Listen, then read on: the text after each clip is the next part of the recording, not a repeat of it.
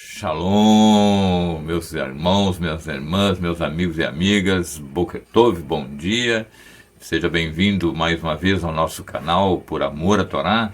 E hoje nós vamos dar mais uma mergulhada na Torá, nós vamos nos aprofundar, né, no Pnimiut HaTorá, ou seja, na profundeza, nas dimensões interiores da Torá, para que a gente possa ter uma elevação, um conhecimento mais profundo, né? Porque uma coisa eu sempre digo, né? Uma coisa é você ler a literalidade do texto, né? E sobretudo a tradução, e outra é você ler o texto em hebraico bíblico e você vai perceber que existem coisas ali que estão evocando uma interpretação mais profunda, muito mais do que uma literalidade, tá? Bom, mas o assunto do vídeo hoje é a continuação dos outros dois vídeos, que é a santidade, não? Mergulhar nesse tema, porque ele é muito importante. Então, eu tinha prometido no outro vídeo que nós tínhamos chegado até, né, a questão do tabernáculo. Nós tínhamos lá o Monte Sinai, nós vimos que Moshe ficava praticamente no céu, né, ou seja, o céu desceu no Monte Sinai e Moshe adentrava esse céu e recebia toda a palavra de Deus, né, toda a Torá, diretamente dessa ocultação que ele estava lá na glória de Adonai, que é chamado, né, Shekhinah. E abaixo dele tinha Aharon e Elazar, o sumo sacerdote e o filho do sumo sacerdote. E na sequência nós tínhamos os Levim, né, os levitas. Depois nós tínhamos então os anciãos, né? Tínhamos as 12 colunas representando cada uma delas as tribos de Israel, e depois toda a população de Israel, todo o povo de Israel. Então nós tínhamos ali níveis de santidade. E nós vamos ver depois, então, nessa sequência do vídeo, que Adonai, né, então antes ele se comunicou com Israel no topo do Monte Sinai, onde a sua glória se manifestou, a sua Shekhinah, no meio de fogos, trovões, relâmpagos, tremor de terra, escuridão, né? Até rocher, até trevas havia, né? Nesse lugar. Não é as trevas diabólicas, tá? Mas as trevas no sentido até de ocultação. Quando a gente olha para o universo, para o céu noturno, a gente vê as trevas, né? A escuridão, a rocher, ou seja, que impede a gente de ver mais adiante. Isso porque é uma espécie de cortina que nos impede de ver, de visualizar a majestade do nosso Deus. E aí, o próprio Adonai disse para Moshe, vocês vão construir um tabernáculo para mim. Estou usando o termo em português, depois eu vou explicar no termo hebraico. Vocês vão construir o tabernáculo para mim e eu vou fazer morada nesse tabernáculo. Então, agora eu preciso entender, olha, eu não vou hoje entrar com riqueza de detalhes no tabernáculo, vai ser para outro vídeo, mas vou mostrar para você hoje qual o motivo de Adonai dizer ao povo de Israel: construa um tabernáculo para mim e eu vou morar no meio de vocês. E eu vou entender esse texto no hebraico, gente. É muito bonito, muito lindo. É muito mais do que você possa ler em português, tá? Então, vamos começar lendo Êxodo, né? Shemot, capítulo 25, versículo 8. Diz o seguinte: e me farão um santuário e eu morarei no meio deles. Vamos lá, vamos pegar esse texto em hebraico para a gente entender. Primeiro, antes de passar para o texto hebraico, vejam que ele fala assim: vocês vão me construir fala ao povo de Israel, vocês me farão um santuário e eu morarei no meio deles. Aí eu preciso entender o seguinte. Primeiro, como que pode um Deus que é infinito habitar num santuário construído por mãos humanas e no meio do povo de Israel? Então eu tenho que entender isso. Existe algo muito mais profundo do que a gente possa imaginar. E o texto hebraico é muito bonito, porque ele nos revela alguma coisa. Quer ver? Vamos ler o texto hebraico para você entender. Ele diz o seguinte: Ve'asu li mekedash ve'shachneti betorhan, que é praticamente que foi traduzido como me construirão um tabernáculo e tal, né? Eu preciso entender que tabernáculo é mexicano. E Shkan, né, que na verdade ele é contém a mesma raiz da palavra Shekhinah. Então Meshihan, né, o mexicano, mas ele contém a mesma raiz de Shekhinah. Então seria Mexicano, onde essa Shekhinah se manifesta, tá? Onde ela aparece, onde ela se faz presente, vamos dizer assim, tá? E também a ideia do que ele diz o seguinte: no meio deles. Aí no meio de é Betorhan. Betorhan em hebraico não significa literalmente a ideia que as pessoas concebem, né? Que uma tenda no meio do povo de Israel, tá? Que está acampado na volta. É claro que essa seria a primeira ideia literal. Mas só que Bethlehem, que é traduzido como no meio de, significa no interior de. Tá? Então é muito mais do que uma posição geográfica do tabernáculo, certo? Ele está dizendo muito mais. É aí que eu vou começar a mostrar para você que a beleza do hebraico é muito maior do que você possa conceber nesse texto.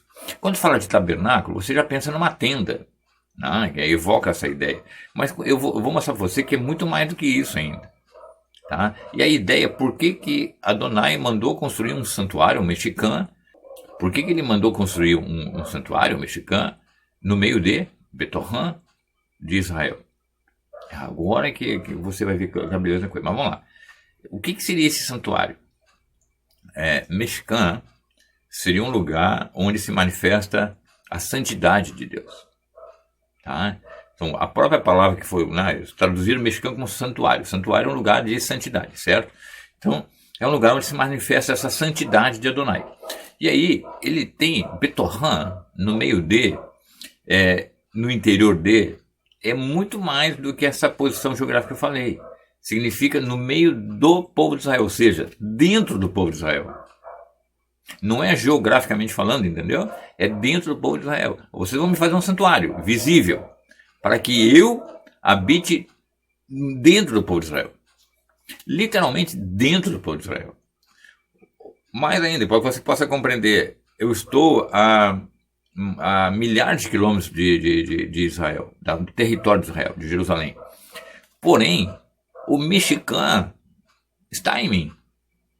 O mexicano está em cada judeu que ama Adonai, o teme e o serve mediante a sua Torá. Isso é a ideia que o texto está me dizendo. Vai estar dentro de cada um de vocês. É a interiorização da santidade de Deus. Isso é muito importante. Eu vou perceber que o próprio mexicano ele tem divisões. Como você sabe, ele tem o pátio, que é o átrio, ele tem o lugar santo, ele tem o santo dos santos, né? O Kadosh HaKadoshim. E aí, por que tem essas divisões?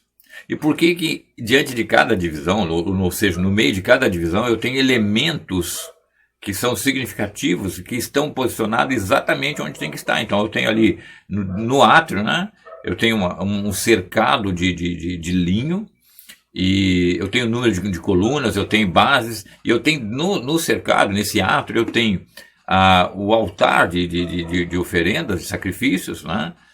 E eu tenho também a pia, a bacia de lavagem e purificação. Depois eu vou ter o lugar santo. Ali eu vou ter uma mesa, vou ter um menorá e vou ter o altar de incenso, quase coladinho a outra cortina que separa o santo do santo. E no santo do santo eu tenho a Arca da Aliança, que tem aquela tampa, que seria o propiciatório, com dois anjos, né? dois queruvins, no plural, olhando para essa arca, numa manifestação de profunda reverência, adoração à santidade desse local. E eu tenho até os desenhos, as cores dos tecidos, a montagem do próprio mexicano, do próprio tabernáculo, evoca uma série de lições.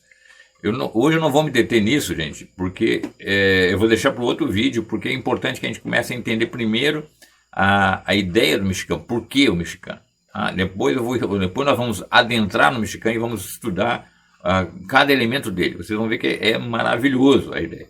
Bom, o santuário ele é um microcosmos, ou seja, ele é o cosmos do mundo espiritual colocado no mundo inferior, que é a Terra. Então eu teria vamos dizer assim, numa linguagem humana, eu teria uma miniatura do celestial na Terra.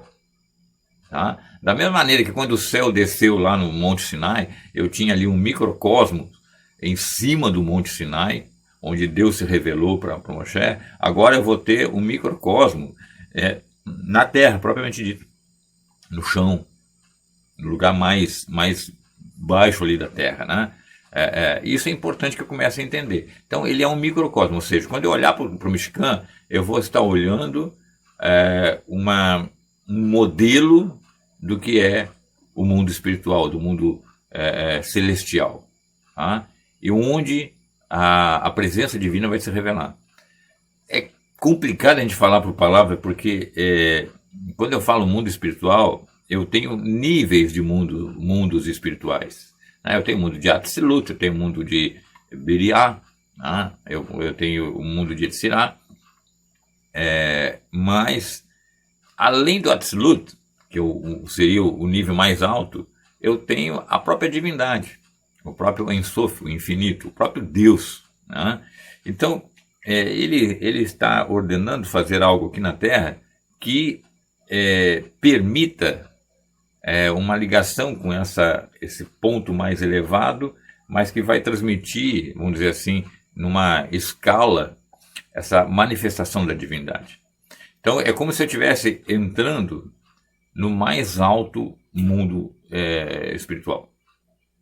E o santuário, ele é tão sagrado, que os próprios elementos que o compõem vão traduzir essa celestialidade, essa santidade de Deus ali.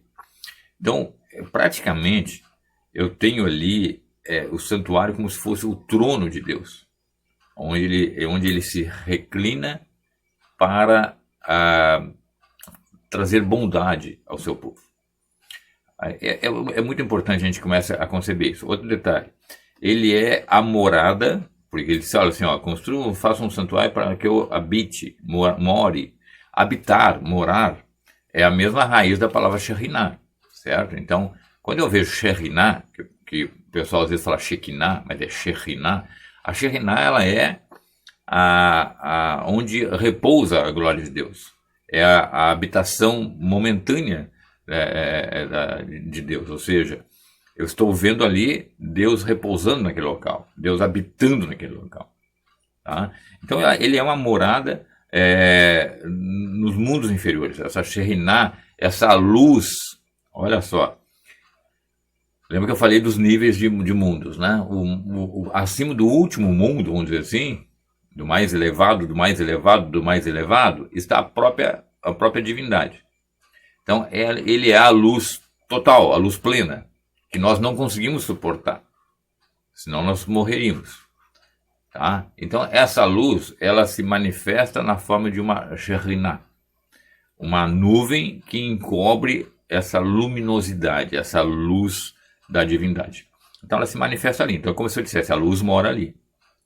Tá? E é como uma pessoa dentro de uma casa. Uma pessoa dentro da casa, a casa fechada. Eu olho a casa, eu sei que tem uma pessoa morando ali dentro, mas eu não enxergo a pessoa. Mas eu sei que aquela casa revela a presença daquela pessoa ali. Tá? E era mais ainda. Eu preciso entender que para construir o tabernáculo foram usadas 15 substâncias da terra. Tá? 15 substâncias da terra. Então, que são substâncias físicas, ou seja, materiais. Então eu poderia pensar, mas como que a santidade de Deus pode habitar em algo que é físico, que é tão inferior? Né? Como poderia ser isso? Olha que beleza de estar dentro. Então vamos lá. Eu vou ter ouro, prata, peles, vou ter cobre, vou ter madeira, vou ter lã, eu vou ter linho, vou ter peles de animais, eu vou ter azeite, eu vou ter pedras preciosas, eu vou ter especiarias. Todas essas coisas são listadas no livro de Shemot para o desenvolvimento do santuário. Então, repare, gente, todas essas coisas, é óbvio que elas têm um sentido espiritual muito mais profundo do que simplesmente a literalidade dela. Mas, nesse momento, eu quero que você foque na ideia de que o próprio Deus, a própria divindade está dizendo, eu quero que vocês peguem isso, 15 substâncias físicas e construam meu santuário, porque eu vou morar nesse lugar. Eu vou habitar, eu vou repousar nesse lugar, nessa fisicalidade. Então seria o espiritual habitando no físico. Tá? Equivalente, em escala, claro, né? A nossa alma habitando no físico. Dentro de mim existe um espiritual habitando numa fisicalidade. Então agora eu tenho uma fisicalidade onde a divindade se manifesta. Ali ela vai habitar, né? Vai repousar, né? Vai xerrinar. E aí eu tenho também nesses 15 elementos, se vocês prestarem atenção na composição, eles estão sendo envolvidos minerais, animais e vegetais. Aquilo que nós chamamos na ciência de os 3 reinos, né? Do reino mineral, do reino animal, do reino vegetal. Então isso também é um indicativo de que toda essa composição que constrói o santuário, ela envolve elementos do mundo físico, de todas as áreas do mundo físico, do mundo mineral, do mundo vegetal, do mundo animal. Então, se eu parar para pensar, essa habitação de Deus está me dizendo que ele vai habitar nessa fisicalidade do mundo físico, tá? Da criação, do mundo da criação. Tá? Que está me dizendo que esse espiritual da divindade vai morar na fisicalidade da criação. Tá? Isso é importante que a gente comece a entender. Por isso que ele continua dizendo, vocês me farão um santuário para que eu habite no meio deles. Mais ainda, eu vou perceber que existem 13 capítulos em Shemot dedicados à construção do santuário. Gente, é um dos maiores textos focados num único assunto. Isso mostra a grandeza, o senso de sagrado que é o santuário, que é o Mishkan. Tá? Porque é tanto detalhe que Moshe recebeu todas as informações, recebeu até a planta, o modelo, um projeto.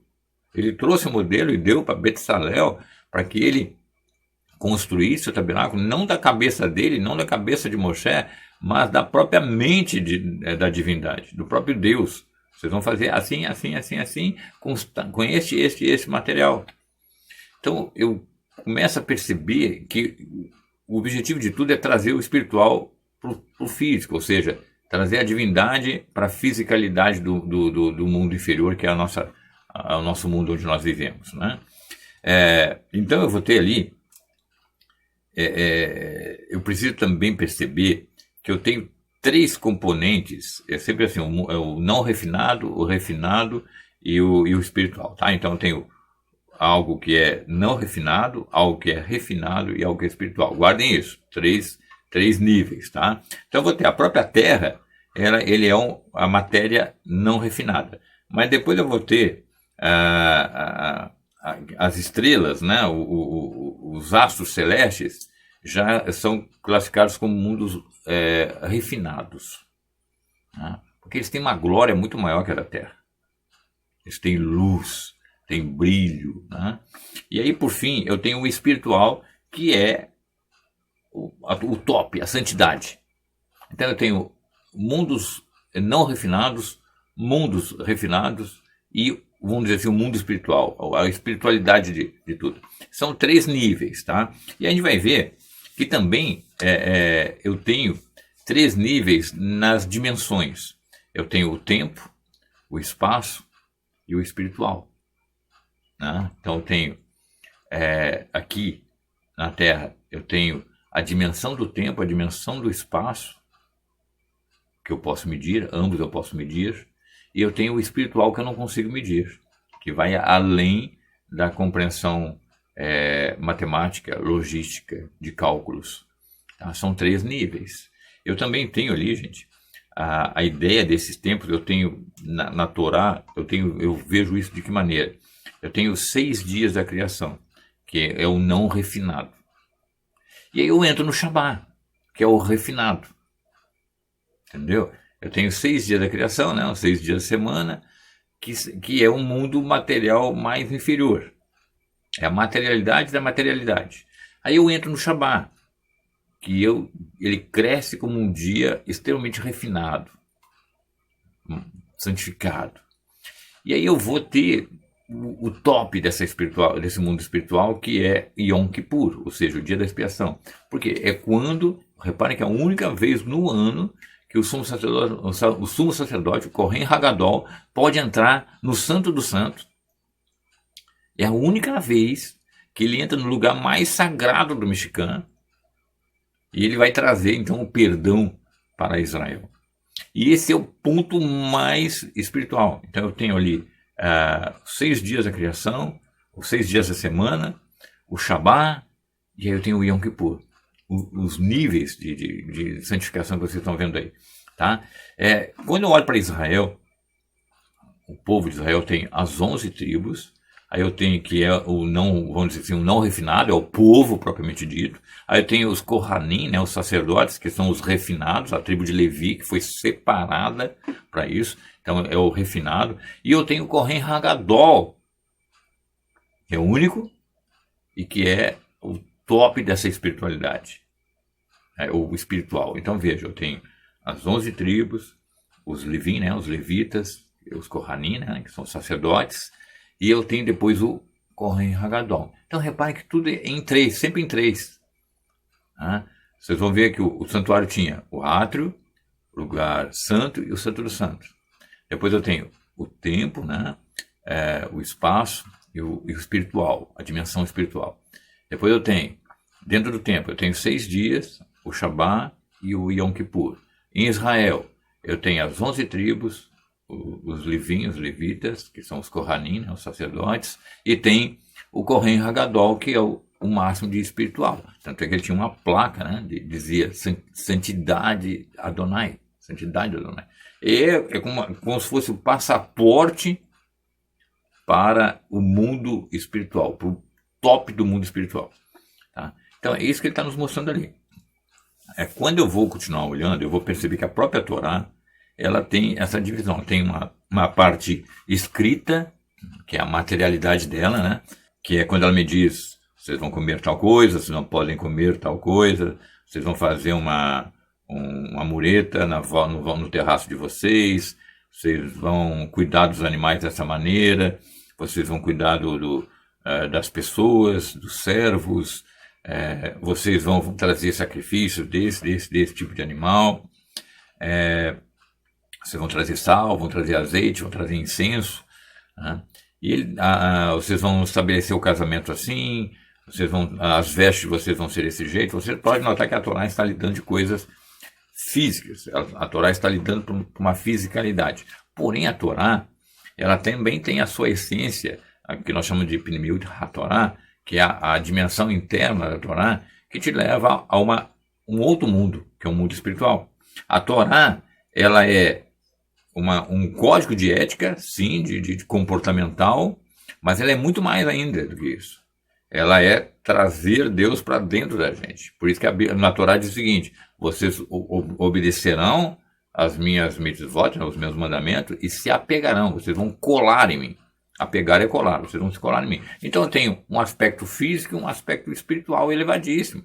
Então entra o sujeito não refinado, e aí ele vai trazer a Torá para dentro dele, vai passar por um processo refinamento, e aí por fim eu tenho a minha conexão plena com Deus, me colar a ele, que é o top, né, vamos dizer assim, do espiritual, que ainda eu não estou colado, certo? Essa cola, né, esse apegar-se a Adonai é o mundo vindouro. As pessoas perguntam, como é que é o mundo vindouro? O mundo vindouro é nós colados em Adonai, nossas almas coladas em Adonai. É como eu sempre digo assim, você imagina uma fogueira, aquelas fagulhas tudo saindo da fogueira, aí você faz a câmera voltar ao contrário, as fagulhas voltando para a fogueira. Isso é o mundo vindouro. As fagulhas não tinham que estar fora, tinham que estar na fogueira, né? Ou seja, as almas voltam para Adonai. Isso é o mundo vindouro. E quando a alma volta para Adonai, ela vai ter a experiência da plenitude de tudo que é bom, que é o Éden. A ideia do Éden é essa, né? Éden é prazer, delícia em hebraico. Então a ideia do Éden qual é? É a minha colagem, eu estar conectado com a divindade de tal maneira que eu sinta um prazer eterno, uma felicidade eterna. Certo? Então reparem que eu tenho um mundo físico e eu tenho o top do espiritual, que é a minha conexão com a divindade, minha conexão com Deus. Tá? Os níveis de santidade mexicana, ele conduzem a experiências místicas. Tá? Então, vocês vão notar que existe todo um processo. Né? Adentro, né, o Kohanim, né, o sacerdote, ele entra no átrio, ele vai passar por uma cortina. Ele entra no átrio. Ali ele tem um altar para os sacrifícios, as oferendas. Depois eu tenho uma bacia, certo? Então repare que ele passa por uma cortina. Ele entra no átrio. Depois desses dois elementos, ele vai passar por outra cortina, que é diária. Aí ele vai lá, tem a menorá, né? Tem o altar de incenso e tem a mesa dos pães. Depois, uma vez por ano, no Yom Kippur, eu passo pela última cortina, que separa o santo do santo do santo do lugar santo. E aí ele vai lá, ele vai estar no lugar mais sagrado do santuário, onde vai estar a Arca da Aliança. Repare que o nome da arca é a Arca da Aliança. Tá? Brit Aaron. E ele vai estar diante do propiciatório. O propiciatório é o perdão, né? Ser propício, Deus ser propício ao seu povo. Tá? E é o lugar mais santo. Então tem todo o interior do santuário, é todo como se estivesse desenhando o céu. Tá? Vou ter os querubim, vou ter o céu, vou ter os tecidos azuis com púrpura e carmesim, né? Que é a ideia da mistura do celestial, do físico, né? Que é o sangue. E eu tenho ainda a cor da realeza, né? Ali, as três coisas misturadas. Então isso me mostra que existem níveis de santidade. E as cortinas são elementos ocultadores desses níveis de santidade. Então, por exemplo, nós aqui na Terra, nós não conseguimos perceber Deus porque existe uma cortina, entre aspas, existe uma cortina. Nós não conseguimos perceber Deus porque existe uma cortina, entre aspas. Essa cortina, ela me impede de ver Deus diretamente. Tá? Mas quando eu começo então a me dedicar a Adonai e a sua Torá, a obediência da Torá, confiando nos méritos do Messias, então a minha alma começa a ter essa real sensação de adentrar um outro nível. Eu começo a sentir esse nível espiritual na minha vida, na minha família, no meu dia a dia. Tá? Mas vejam que são níveis de santidade que crescem a cada cortina. E lá no último nível de santidade maior, está a presença de Adonai. Então o santuário ele revela esses níveis de santidade. Reparem que o átrio, né, ele é cercado por vamos dizer assim, por um muro de tecido branco, que é o linho, que nos dá a ideia da santidade, da brancura do lugar, do santuário. Isso nos revela a santidade da morada divina. E eu não chego ali no oba-oba. Eu tenho que passar por uma cortina, eu tenho que ter essa experiência de uma cortina, aquele portão do átrio.